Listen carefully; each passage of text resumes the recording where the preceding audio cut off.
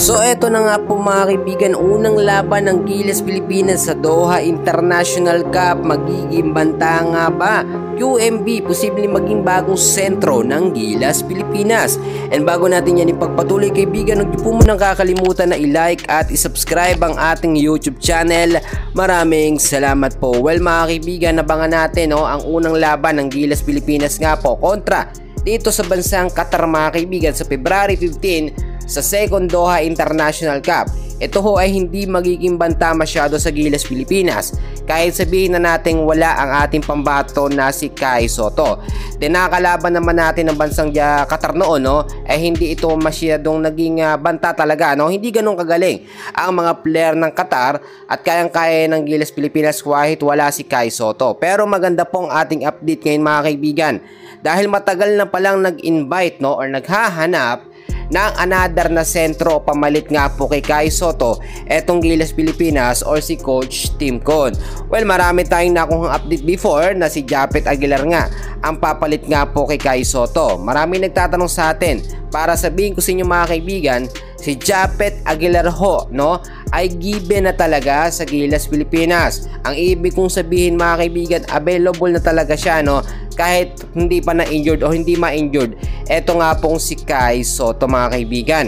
Available din si AJ Edo at lalo na nandyan din si Junmar Fajardo. Pero kinakailangan din magkaroon pa ng another sentro, backup na sentro para nga pamalit dito sa ating pambato na si Kai Sotto. Wala akong ibang tinutukoy dito mga kaibigan kundi si QMB na matagal na palang inimbitahan ng Gilas Pilipinas. Si QMB mga kaibigan ay half Filipino American mga kaibigan. Nakapaglaro na sa UAAP, naglaro na rin sa University of the Philippines mga kaibigan. At marami na rin napapatunayan. Bukod pa po dyan, halos nakikita din ni Coach Tim Con ng Gilas Pilipinas ang laruan ni QMB. Halos same kay Kai Sotto mga kaibigan.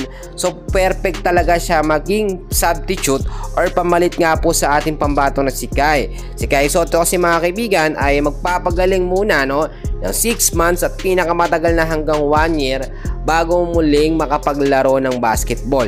Sa pagkakataong ito, tatlong kupunan din ang ating mga kalaban sa second Doha International Cup. Unang-una ang Qatar, pangalawan Lebanon, pangatlo naman ang bansang Egypt. Kinakailangan maipanalo ito ng Gilas Pilipinas para maging madali ang FIBA Asia Cup Qualifiers 2025 which is makakalaban ng Gilas Pilipinas ang New Zealand. Wala po tayo pang legit na sentro na pamalit kay Kai Sotto, pero kung sakali talagang maaprobahan at makuha si QMB ng Gilas Pilipinas ay magkakaroon ng dagdag na lakas ang ating pambato na Gilas Pilipinas. So far yan muna ang update natin ngayon. Mamaya meron pa, please huwag kakalimutan mag-like and subscribe. Maraming salamat po.